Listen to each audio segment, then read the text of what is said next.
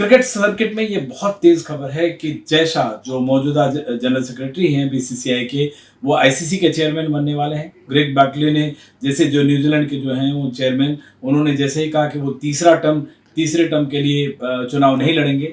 जय शाह का नाम सबसे तेज आया है। फिलहाल भी वो फाइनेंस और कमर्शियल एक्टिविटी के जो कमेटी है उसके हेड है। एक तरह से देखें, पूरी दुनिया के क्रिकेट को भारतीय क्रिकेट चलाता है। और जय शाह से मैंने इंडिविजुअली जब पर्सनली कभी बातें की है तो वो उन्होंने बताया कि भारत का कितना रोल है।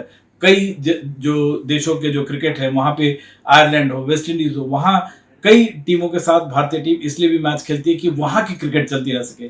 तो जय शाह और का जो अंतर्राष्ट्रीय क्रिकेट का जो ऑफिशियल सर्किट है उसमें उनकी एक अलग अहमियत है। और जाहिर तौर पे 16 वोट होते हैं, 16 में से अगर 12 वोट माना जा रहा है, तकरीबन 12 वोट जो है उनके हक में है, इसलिए उनका बनना तय माना जा रहा है। 27 अगस्त जो है नामांकन की आखिरी तिथि बताई जा रही है। अगर जैसा खड़े होते हैं, यूनानिमसली बनते हैं, तो अगर कोई चुनाव नहीं, अगर अकेले वो सबसे मजबूत कैंडिडेट बनते हैं, कोई दूसरा नहीं होता तो चुनाव नहीं होगा, ऐसी हालत में वो सीधे बन जाएंगे।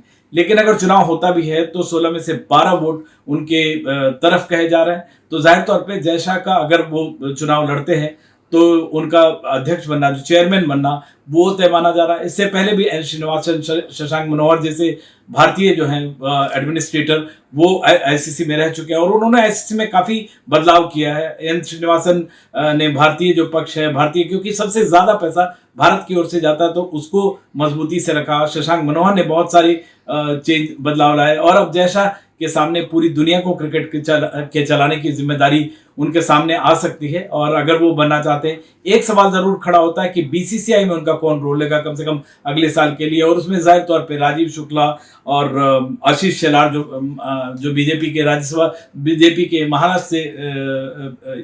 महाराष्ट्र से सदस्य एमपी हैं, अरुण धूमल और जैसे कई नाम हैं, रोहन जेटली दिल्ली डीडीसीए के जो हैं, दिशर खन्ना, विपुल फड़के, इन जैसे कई नाम हैं जिन पे दावेदारी चलेगी। राजीव शुक्ला का नाम जाहिर तौर पे, अगर जय शाह आगे जाते हैं तो राजीव शुक्ला के नाम पर बीसीसीआई में मोहर लग सकती है। तो काफी सारे उलटफेर होने वाले हैं। भारतीय मैदान पे इसका सीधा असर बेशक न दिखे, लेकिन जो पूरी दुनिया की क्रिकेट है उसकी शक्ल, ये जो बड़े खिलाड़ी हैं, जो मैदान के बाहर के बड़े खिलाड़ी हैं, वो बदलते नजर आते हैं। और इनमें अभी अगर आईसीसी के चेयरमैन की दावेदारी में जय शाह का नाम सबसे आगे, सबसे तेज चल रहा है। दिल्ली से विमल मोहन, एनडीटीवी इंडिया।